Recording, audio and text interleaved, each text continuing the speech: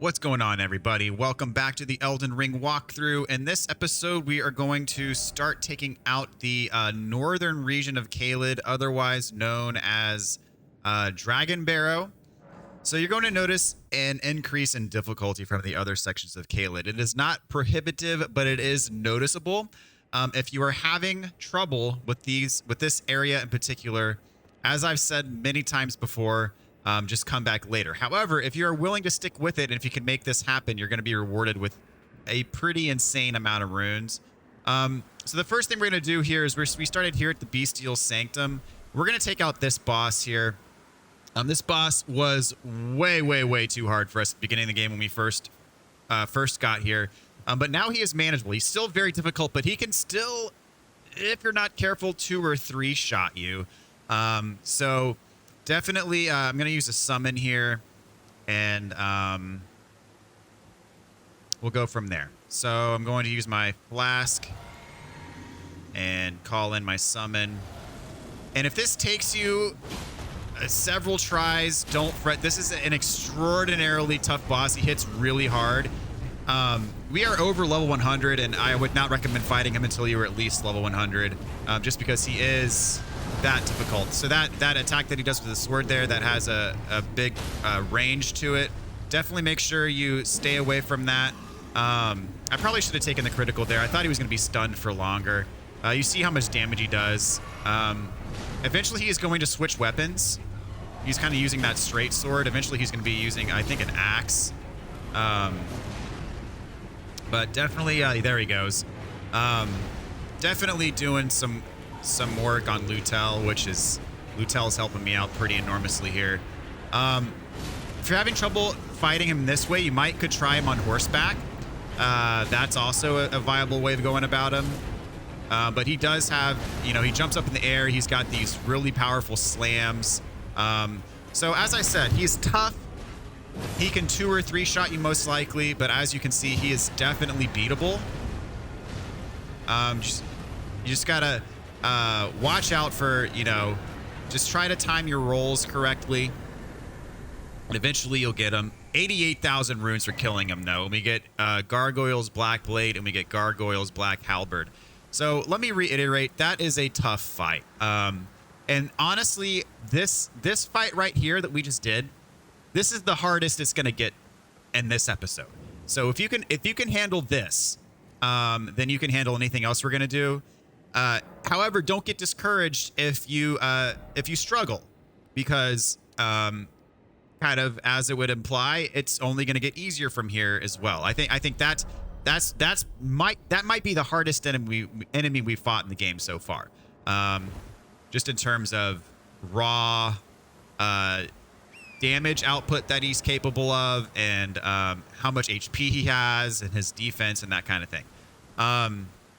So where we're headed now is there's actually going to be a dragon on this bridge, and this is a very standard dragon. We fought many of these before. We fought dragons that are harder than this dragon, but we're going to take him out next. So a lot of combat to start this episode off. But again, this dragon is pretty typical. You can summon for it as well. And so I'm probably going to start fighting him on foot, and then after that I'll finish him off. Or I'll start fighting him on horseback, and then after that I'll finish him off on foot, depending on how things go. But very much a typical dragon fight. His fire attacks are the standard fire attacks. Really, all of his attacks are pretty much the standard dragon attack. He doesn't have anything new. So he's probably going to do his long breath here. I'm going to actually back away because I was not in position to charge at him.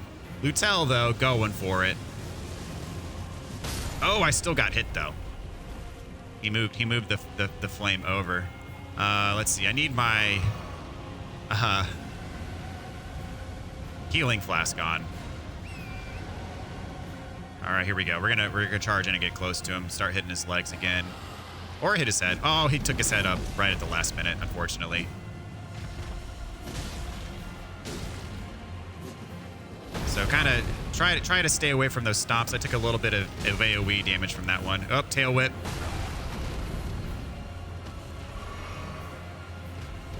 Torrent taking the brunt of the damage there.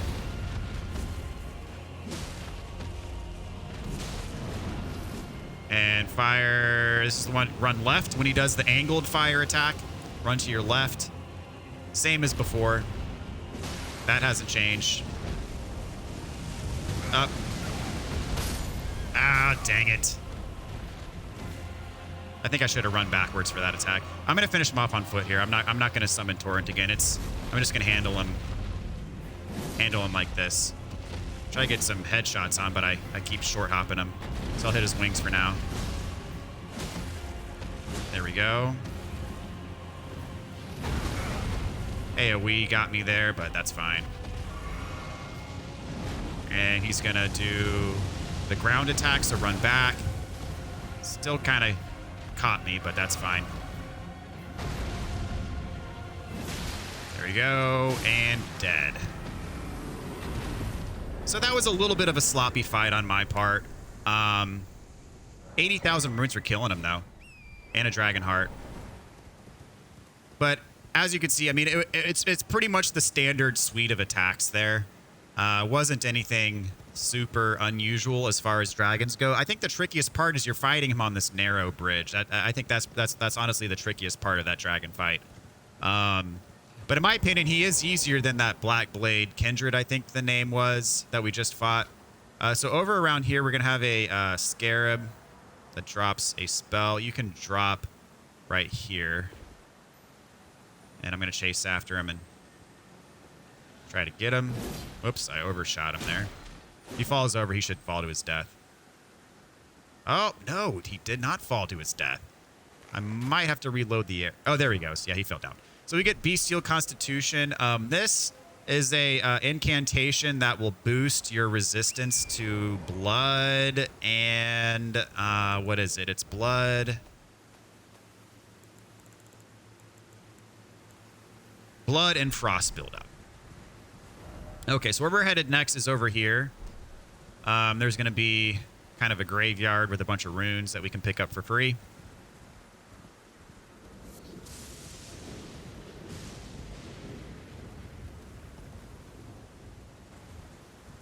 And so I think I mentioned in the last episode that I was going to try to take out all of Dragonbarrow in one episode. This is definitely going to be split up into 2 episodes. So I'm going to be taking out kind of the eastern half of Dragonbarrow in this episode, and we'll do the western portion in the next episode.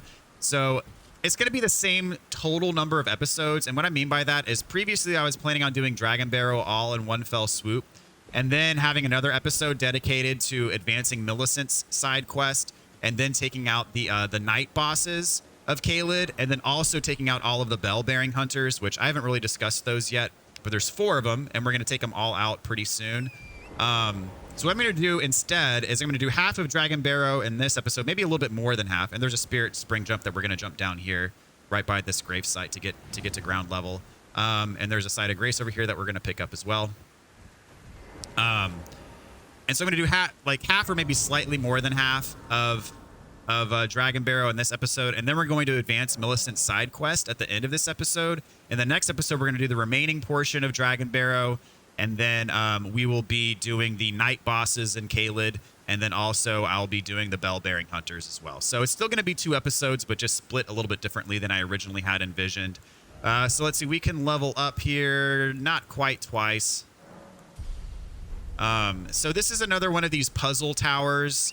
The solution to this one is actually you have to use this Spirit Spring jump, which in here I think there is a lily I'll pick up.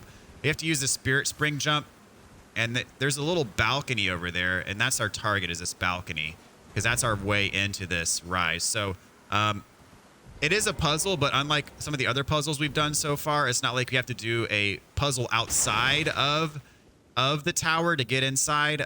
Rather, it's there's just kind of an open door that you have to find your way to get in, and that in of itself is the puzzle. So there's one of these giant I don't even know what they're called. Ball of faces. And you can take this thing out. Not really much of a reason to do it, but it's there. So why not? So all the way up here is going to be another memory stone.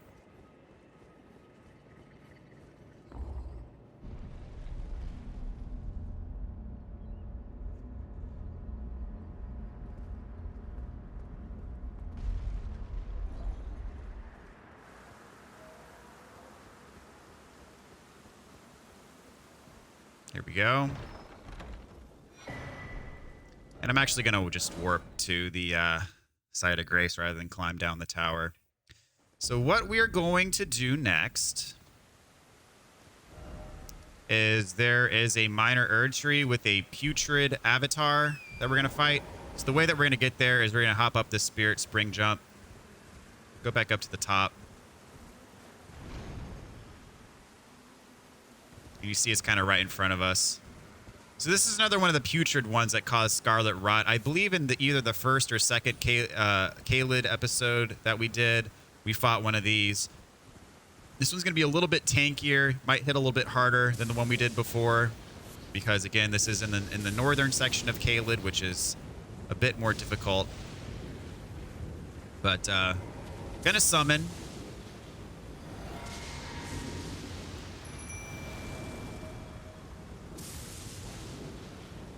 And here we go. So I usually just try to bait its attack, and then I'll respond with either a jump attack or a special. The thing you have to want to watch out for is when it jumps up and slams on the ground. So you see that stomp did like a third of my health. And that did close to half my health. When this thing jumps up and does like its ground pound, it's gonna throw Scarlet Rot out. So you want to back away from it when it does that. And then, of course, oh, I got the stun at just the right time. He was about to do that kind of that attack where he summons all of those projectiles, and you have to run to you have to strafe to the side to dodge them. But fortunately, he didn't even do his Scarlet Rot attack there. I know the first one we fought did a Scarlet Rot attack where he does his ground pound and it shoots out some Scarlet Rot, but didn't encounter that in that case. We got 91,000 runes, and then we got some tiers here. Let's check them out. For our Physic Flask. So this one temporarily boosts all damage negation, and then this one makes you more likely to break enemy stances. Let's see. So there is going to be another Site of Grace over here that we're going to pick up. And we're going to get this Site of Grace, and then we're actually going to loop back to the minor Erd tree, because you remember when we went to the town of Celia, we got a painting, and so the solution to the painting is actually right by the minor Erd tree. But I want to pick up this Site of Grace because this is a very risky thing to get, because it involves a lot of platforming to drop down to it. So this is probably the hardest painting solution in the game. There's 6 paintings. This is the hardest one to find the solution for by far. I'm going to make sure it's, not going to get to be nighttime on us while we're out. And so you definitely want to make sure this is some very, very tricky platforming. So you want to make sure that you spend all your runes is what I'm saying, because it is very likely that you're going to fall to your death and potentially lose your runes. So that's why I wanted to go back to that Site of Grace. For one, it unlocks a new Site of Grace for us. For two, it's probably the closest one to what we're about to do. And if it takes multiple tries, you don't want to have any runes on the line is what I'm saying. So spend all your runes, and whatever you have left, it should be an amount that you're okay with losing permanently, because this is very tough to do. And on top of that, not only is the platforming difficult, there's a very difficult enemy at the bottom as well when we get there. So just a heads up, I don't want any surprises for y'all. So it's very tricky, very hard to see. But what happens if you go kind of to the back of the Erd tree here? We're right on this cliff side here. If you turn around here, there's actually a tree root. You can barely see that tree root down there. And so what we're gonna do is you need to kind of jump at an angle, because you don't want to land on that rock straight ahead of us. You want to land on the tree roots. So kind of jump at an angle like over here. Let's see, I just landed on the rock. So it's very tough to get the angle just right. And if you miss it, you're gonna fall to your death. There we go. Oh, That still counted as a death. Wow. Because this is a jump where if you hit it right, you're still gonna take damage. But even there, I thought that was gonna be okay, but it must have been just a tad too far down the route there for it to give it to me, unfortunately. So as I said, it is very tricky platforming, but that is, in fact, believe it or not, that's the way down. That's the way that we have to go to solve this painting. And I said it's the hardest one to get to by far. The other ones you can pretty much just there's usually a site of grace nearby. You can just warp to it, and it's a matter of finding, you know, the exact spot. This one is actually a challenge to even get to. All right, so want to land kind of further up on this route. There we go. And see, that time I didn't even take damage. That's really weird, because normally when I make that first jump, I take a little bit of damage from the fall. So the next route that you want to drop to is here. Just walk off the edge, and you should land right on top of it. And then the next route is right down here. Again, walk off the edge with conviction, and you should land right on top of it. I took a little bit of damage there, but that's just fine. And the next spot is right over here. So what I do is I kind of run parallel. Alternatively, I think it's probably easier if you just summon Torrent and make the jump. There you go. And then down there is our next tree route. Fortunately, it's kind of up against the cliff, so you can just jump all the way up to the cliff, and you should land on top of it. Again, I took a little bit of damage, but that's fine. And then from here, you can just kind of walk on down, and then eventually you'll kind of just fall off, and you'll be safe. So there is a giant golem down here. And I mentioned before that there's a really tough enemy. He is super tanky, has an insane amount of HP. However, if you play your cards right, you should be able to stun lock him and keep him from even attacking you. So he's probably going to take 3 or 4 fully charged R2, charged heavy attacks, I should say, from me before he's stunned. But if you play your cards right, you should be able to stun him, do your critical, and then before he even gets back up, you should be able to be working on that next stun. You're probably going to have to stun him 3 times before he's dead. And he hits super hard. And he has a ton of HP. So here we go.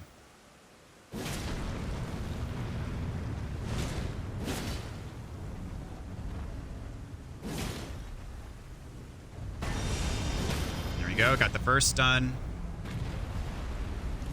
Get over to him, get the critical. You'll see these criticals do an insane amount of damage. Like 10,000. So immediately go back to his ankles and start working on those charged heavies to get your second stun on him. So he got away. So I didn't get the stun lock, and you see how hard he hits. It'd be nice if he just ran off the edge there, but oh well. Oh, he knocked me over. Gravity strikes again. Okay. Well, that means I got to climb all the way back down there again. And as I said, this is, of all of the paintings, this one is the biggest pain.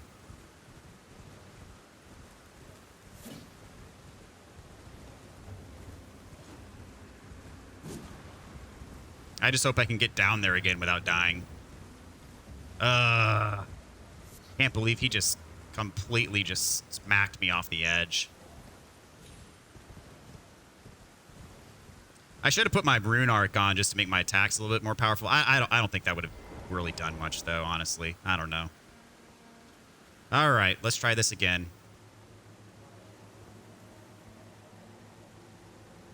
Okay, didn't die that time, but did take damage. So you see the margin of error on that jump is so small. Like, slightly too far down, you die.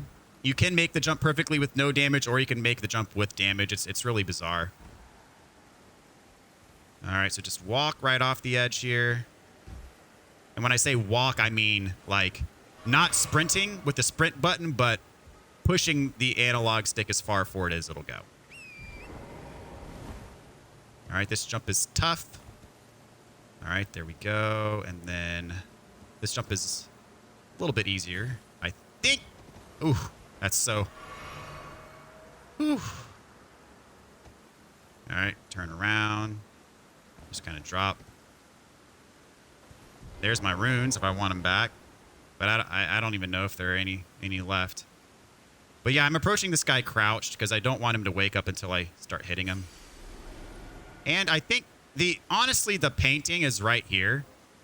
So you can take this thing and warp out. So that's the Ash of War, Rain of Arrows. That's the reward for the painting. And this guy's down here, and there's that other item. I'm going to try taking them out again.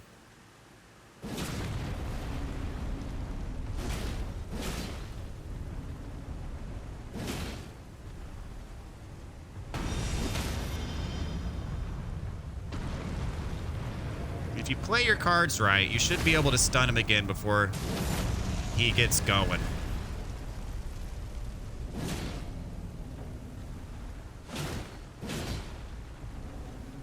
That's the thing, is sometimes he'll do that stomp attack and then that knocks you back. Come on. There we go.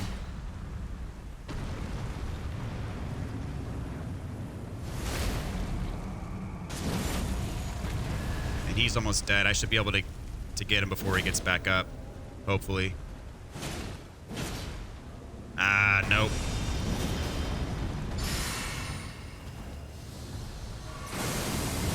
Okay.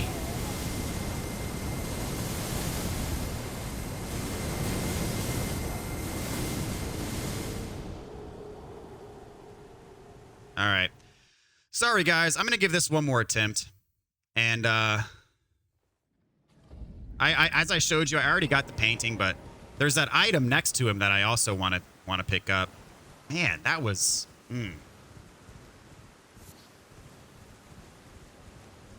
He had like just a sliver of health left too. That's really frustrating.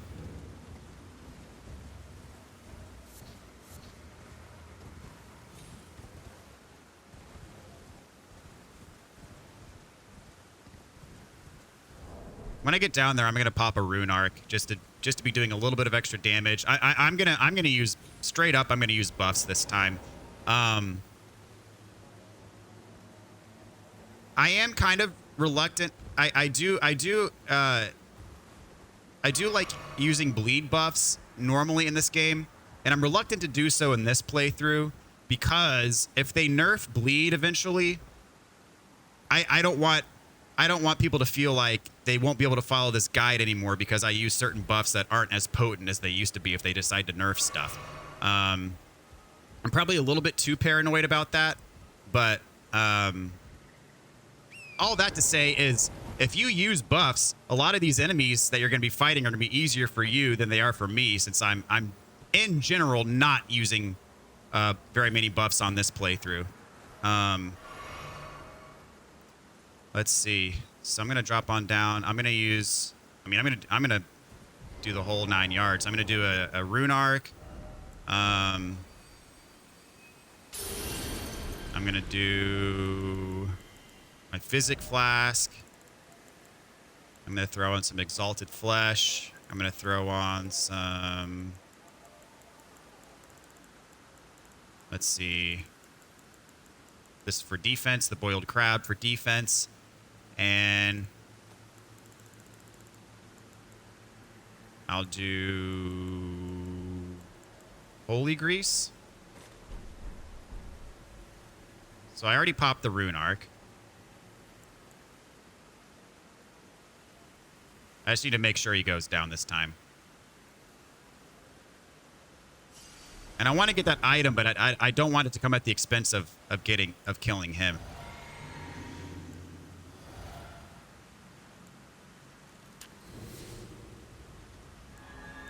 Okay. See how this does.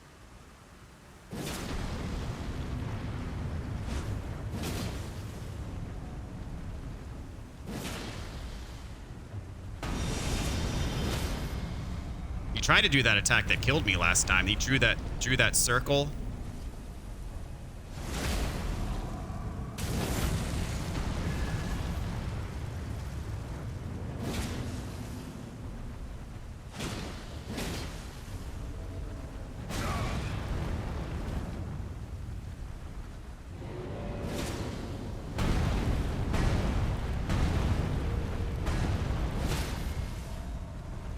Okay.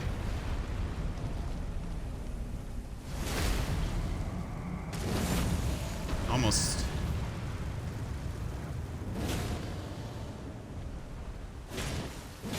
There we go. The buffs made all the difference. Okay. And all that for a rune arc. I get my rune arc back. That's what it was. Okay, so let's see. That's gonna do for right here. Sorry that took so many attempts. I just wanted to show you guys how to actually do that. And really, I mean, yeah, for that rune arc and a few thousand runes, I mean, is it worth it? I don't know. Because you can, as I said, as long as you can make the drop down there, you can get the painting reward without fighting him. But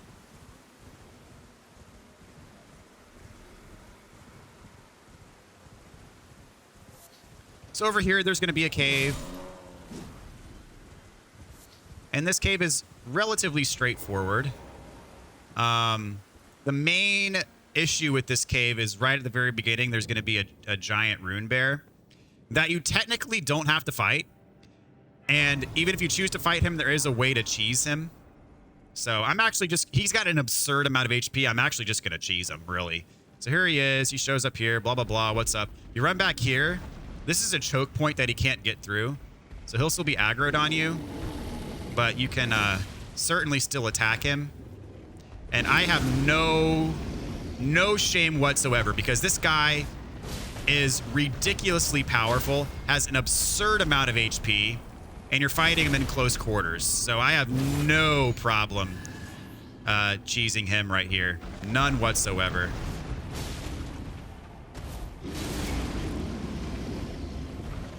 So really what I'm doing is I'm just waiting for his attacks, and then I'm going in and attacking.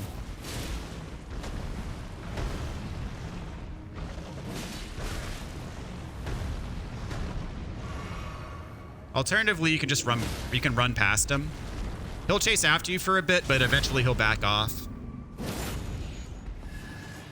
And you see how much HP this guy has? It's just absurd.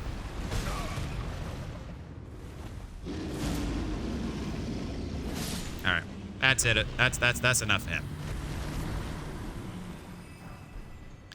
All right, got a gold rune 12 and some warming stones. So as I said, you can technically just run past him. There's a bunch of like crafting stuff in here. So back here is actually the progression route to the boss. This way forward just takes you to some additional loot and an extra talisman.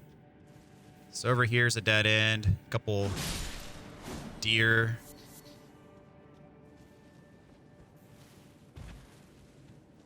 Tons of crafting mats in here.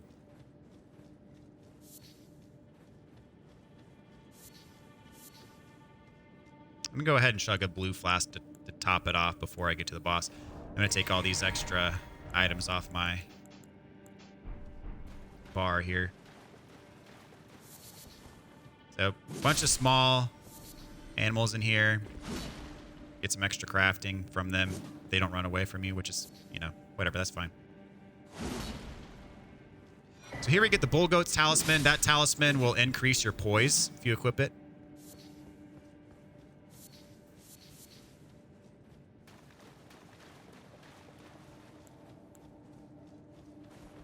So that is a dead end. I'm just going to go back there just to demonstrate. Yeah, it's a dead end. There's no way out of there. So you go down there for the talisman.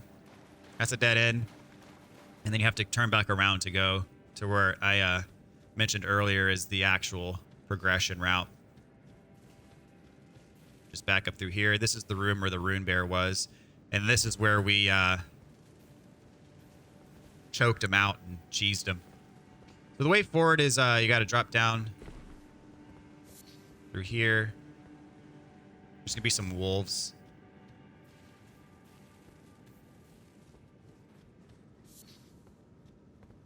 So I'm going to...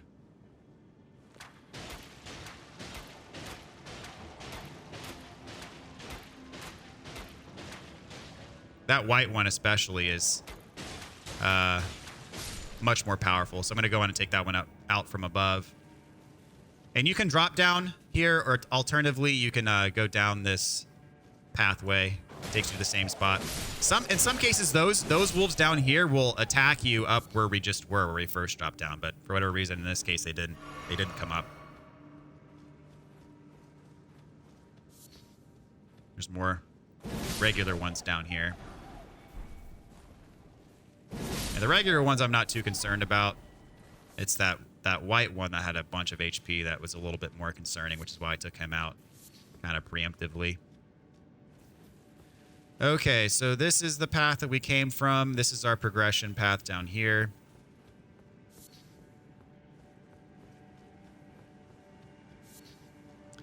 And this is one of those places where once you drop down to the bottom, it's going to be boss time. There's no, like, fog gate.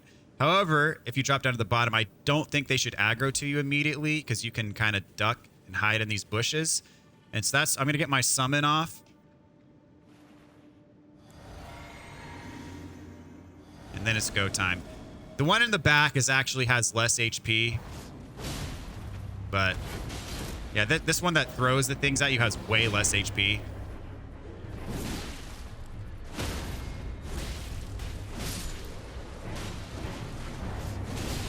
So, summon was a good distraction on the other one while I took out the weaker one. Whoops. And that is that.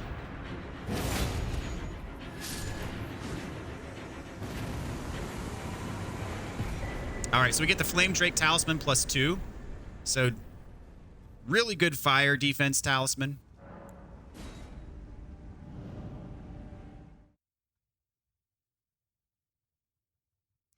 And we have a couple of things left to do before we close this one out. I'm going to warp back here to Dragonbarrow Fork. And let's see, it's early day still. I think we can level up once. So you take my vigor up. So where we're headed next is we get to this kind of fork in the road here. There's going to be some items we want right here. Definitely a point of interest right here, and then this is going to be a fort.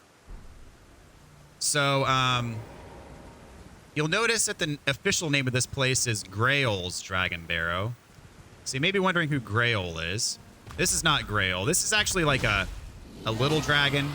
I have no incentive. There's a bunch of them around here. I have no incentive to take him out right now, because if I took all the little dragons out, it would take forever. But so let's see. This is just our first little waypoint for guidance. Another little dragon over there. So we're headed over to this next waypoint because there's some good loot that we're going to get. Basically on top of that giant formation. There's going to be some good smithing stones for us. And the stone sword key. Oh, having some trouble. There we go. So smithing 7, stone sword key, smithing 8, and a smithing 8. So there is Grail, the big mama dragon. Maybe it's the big papa dragon. I don't know. But anyway, so you see there are these little dragons around. So there's two ways of going about this. If you kill the little dragon first, then Grail is going to have like 1 HP left. Or alternatively, you can target Grail, and once you kill Grail, then all the little dragons around Grail are going to die. Thing is, Grail has an absurd amount of HP. But fortunately, Grail does not attack you, just basically sits there and takes the damage. As I said, an utterly absurd amount of HP, and you want to make sure that these other little dragons aren't going to see you and come in here and attack us. Dang it. Normally I'm able to do this in peace, but looks like he wants to tango. Don't mind me. Turn around.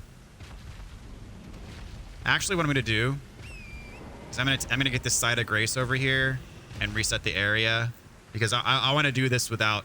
You can do this without fighting any of the other dragons.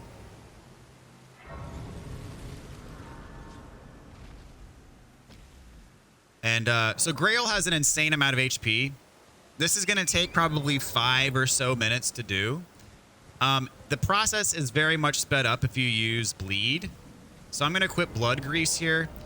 And again, in a normal playthrough, I'd be using a lot more grease, blood grease especially, because the blood damage is a percentage of HP. So you'll see when the blood triggers, it's going to do an insane amount of damage. So Grail, you see, has just a ton of HP,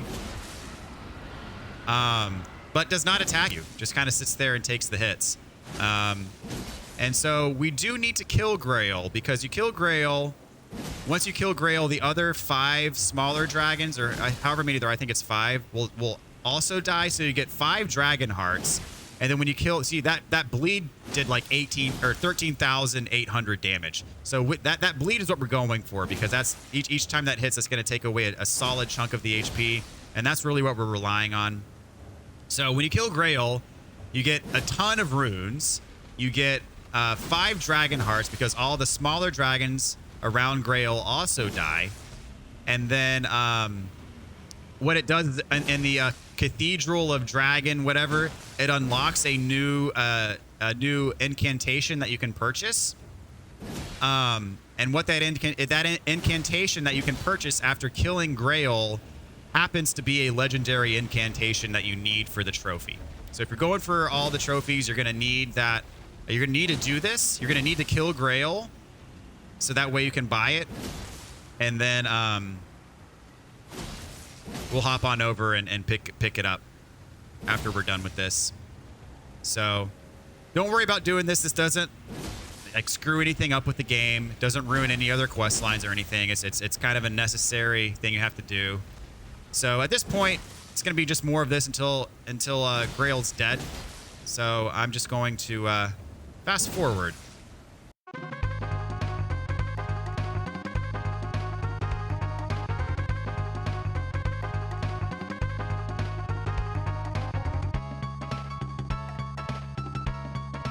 All right, almost done here. There it is. Okay, so Grail dies.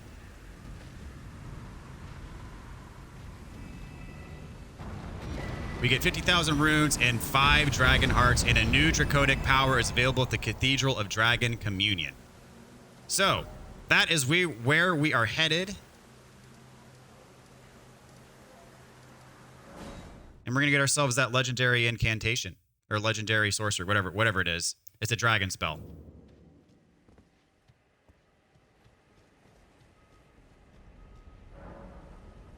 All right, so here we go. Requires 3 dragon hearts, which you should have because we just got 5. And this is not unlocked. This is not unlocked. The Grail's Roar is not unlocked until you kill Grail. And you see here, it is an incantation of legendary status. So what this does is it will decrease attack power and defense of anybody who's within range. Again, gotta buy it if you're going for all the achievements in the game. So we now have our next legendary incantation. And we are going to warp back to here, Fort Faroth. And there's some good stuff for us in here, including a legendary talisman. So we just got a legendary incantation. We're about to pick up a legendary talisman. I think around here's Lily. Michaela's Lily.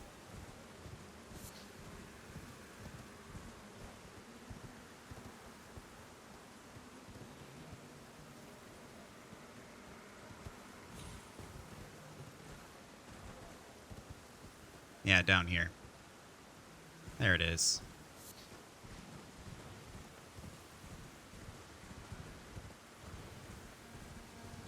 This is a pretty short fort. It's not going to take us too long to get through here. There's not a boss in here. But there is some important stuff, as I said, the legendary talisman being one. Let's see, I can take this blood grease off.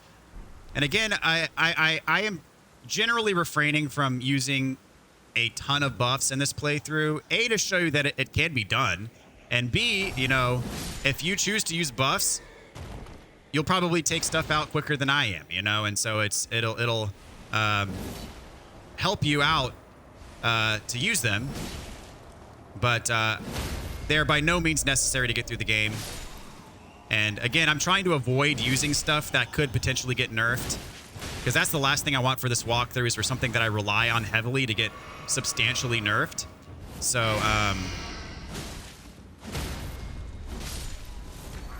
I got grabbed. Oh, jeez. So each of these, the white bats, give you a gold rune 9, as has been the case previously. Hmm.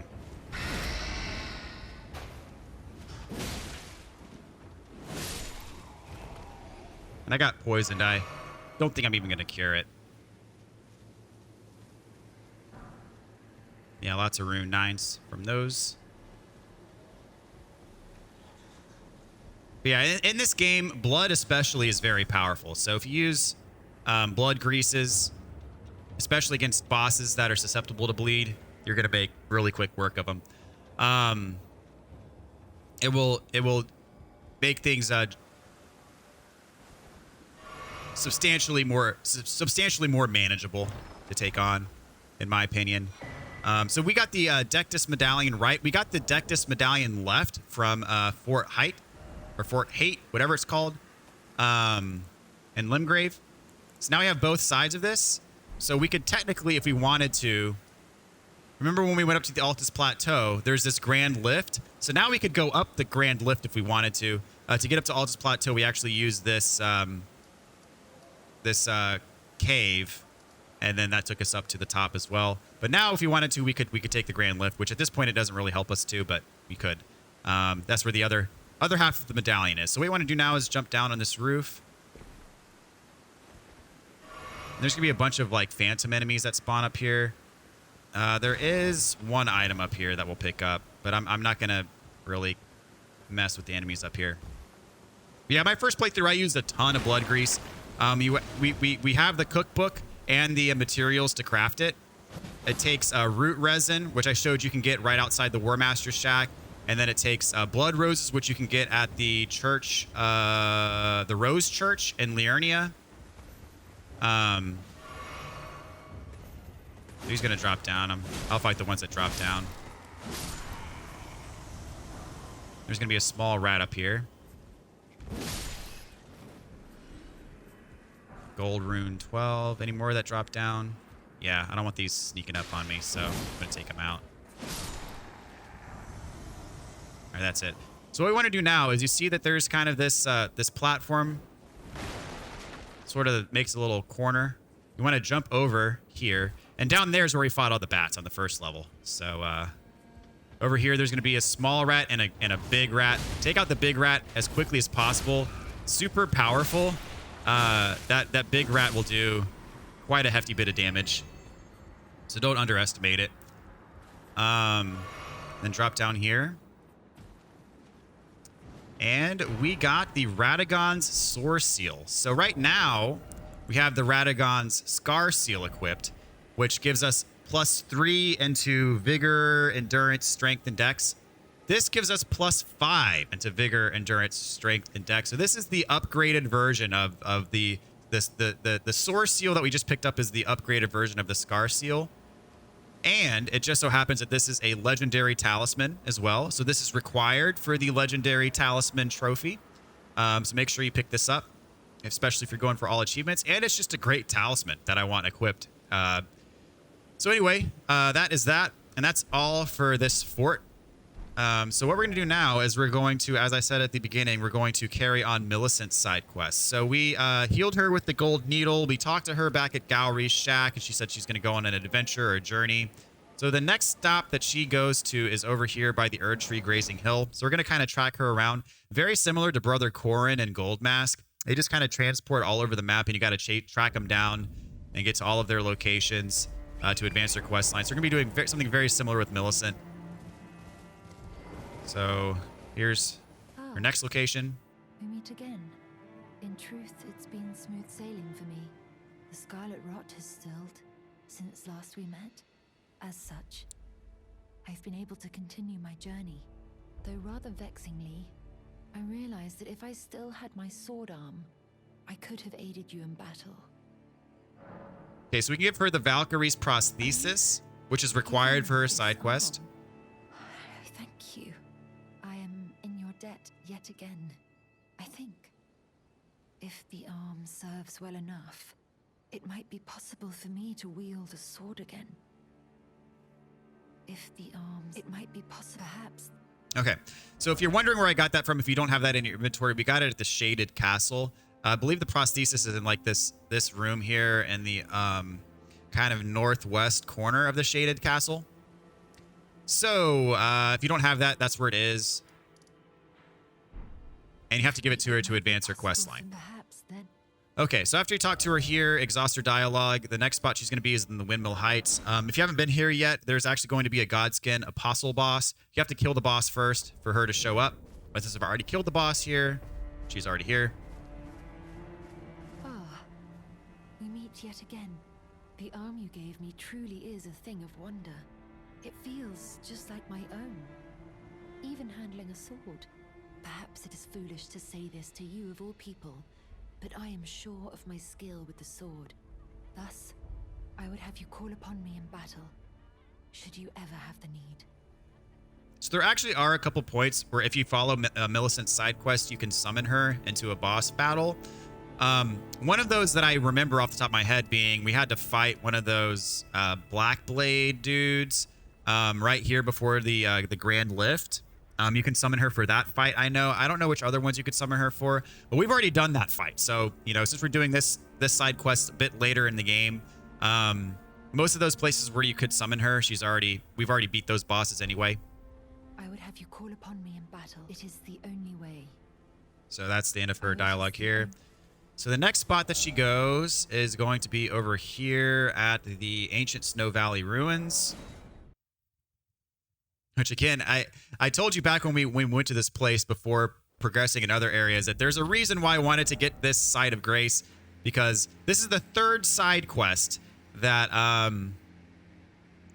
that is in this region. So the Gold Mask side quest was here, the Recusant side quest was right here, and now Millicent's side quest, the same spot. So definitely a big reason why I wanted to have this side of Grace active before we did what we did in Caelid. No. I know well enough who you are.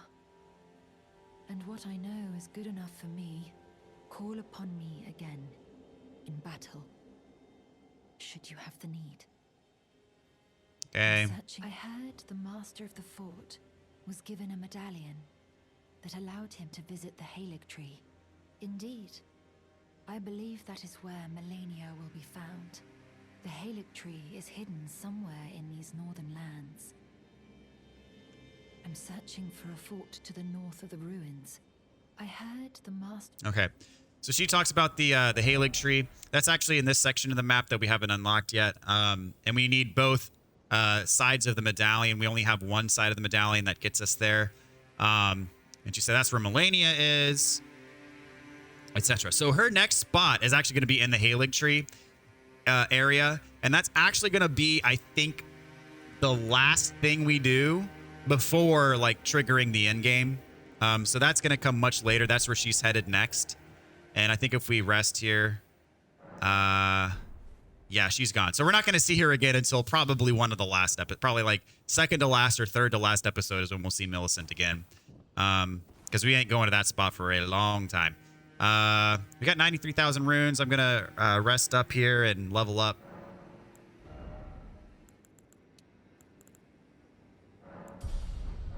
And I will warp back to Caelid. Yeah, we'll go right here.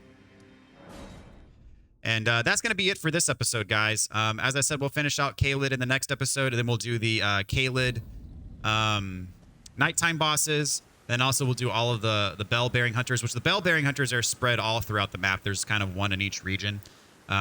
Except for the Mountaintop of the Giants, there's none in there, but Caelid has one, Liurnia has one, Limgrave has one, and Altus has one. So that'll be saved for next time. So thank you guys so much for watching. Hope you all stay tuned for the next one. Hope you guys have gotten a lot of value out of these walkthroughs, and hope you are really enjoying your own playthrough. So really appreciate y'all support, and I'll see you all out in the next video. Take care, everybody.